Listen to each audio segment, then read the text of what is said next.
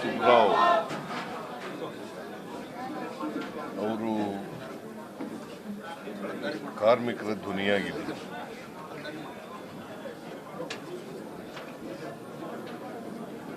ಅವರು ಭಾಳಷ್ಟು ಕಾರ್ಮಿಕ ಹೋರಾಟಗಳನ್ನು ಮಾಡಿದರು. ನಾನು ಈ ಒಂದು ತಿಂಗಳಿಂದ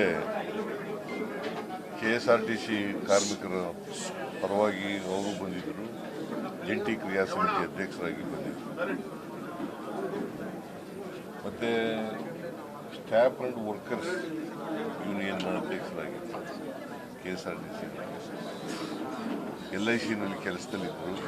ಆಮೇಲೆ ರಾಜೀನಾಮೆ ಕೊಟ್ಬಿಟ್ರು ಎಲೆಕ್ಷನ್ ನಿಂತ್ಕೊಂಡಾಗ BRS ತಗೊಂಡಿದ್ರು. ಸೊ ಒಬ್ಬ ಕಮಿಟ್ಮೆಂಟ್ ಇದ್ದಂಥ CPI ಲೀಡರ್ ಅವರಿಂದ, ಅವರ ಸಾವಿನಿಂದ ಇವತ್ತು ಸಾರ್ವಜನಿಕವಾಗಿ ಭಾಳ ತೊಂದರೆಯಾಗಿದೆ ಅಂತಕ್ಕಂಥ ಮಾತುಗಳನ್ನು, ಅವರ ಸಾವನ್ನ ಇದೆಯಲ್ಲ ಅದು ತುಂಬಲಿಕ್ಕೆ ಸಾಧ್ಯನೇ ಇಲ್ಲ. ಅಷ್ಟರ ಮಟ್ಟಿಗೆ ಕೊನೆಯ ಉಸಿರಿರೋವರೆಗೂ ಕೂಡ, ಮೊನ್ನೆಯೂ ಕೂಡ ಮಾತಾಡ್ತಾ ಇದ್ರಂತೆ, ಈಗ ಹೇಳಿದ್ರು ಪತ್ರಿಕೆಯವ್ರ ಜೊತೆ ಮಾತಾಡ್ತಾ ಇದ್ರಂತೆ. ಇವತ್ತು ಇವತ್ತು ಬೆಂಗಳೂರು ಹೋರಾಟ ಇಟ್ಕೊಂಡಿದ್ರು. ಮುಂದಕ್ಕೆ ಹಾಕಿರ್ಬೇಕು ಅನ್ನೋ ಕಾಣಿಸ್ತದೆ, ಮುಂದಕ್ಕೆ ಹಾಕಿರ್ಬೇಕು.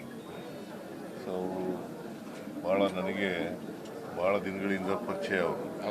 ಈ ಕಾರ್ಮಿಕ ಹೋರಾಟದಲ್ಲಿ ನೆಗೋಷಿಯೇಷನ್ ಮಾಡುವಾಗ, ಮಾತಾಡುವಾಗ ಮಾಡ್ತಕ್ಕಂಥದ್ದು.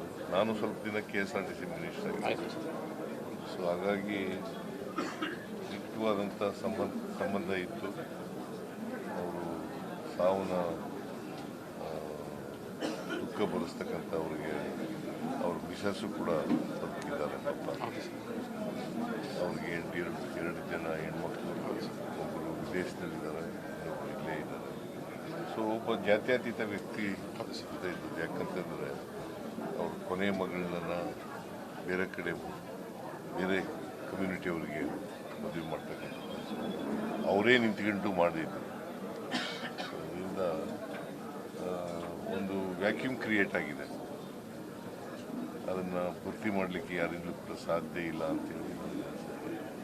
ಸೊ ಅಂಥವರು ನಮ್ಮ ರಾಜ್ಯದ ಆತ್ಮಕ್ಕೆ ಚಿರಶಾಂತಿ ಕೊಡಲಿ ಅಂತೇಳಿ ನಾನು ಪ್ರಾರ್ಥಿಸ್ತೇನೆ. ಸರ್, ಅವ್ರ ಮಗಳು ಕೂಡ ನಿಮ್ಮ ಹತ್ರ ವಿಶೇಷವಾದಂತಹ ಬೇಡಿಕೆಗಳನ್ನು ಇಟ್ಟರು. ಒಂದು 38 ತಿಂಗಳ ನಾನು ವೇತನ ಹಿಂಬಾಕಿ ಮತ್ತೆ ಹೊಸ ಅಗ್ರಿಮೆಂಟ್ ಮಾತಾಡ್ತೀನಿ, ಟ್ರಾನ್ಸ್ಪೋರ್ಟ್ ಮಿನಿಸ್ಟರ್ ಜೊತೆ ಮಾತಾಡ್ತೀನಿ.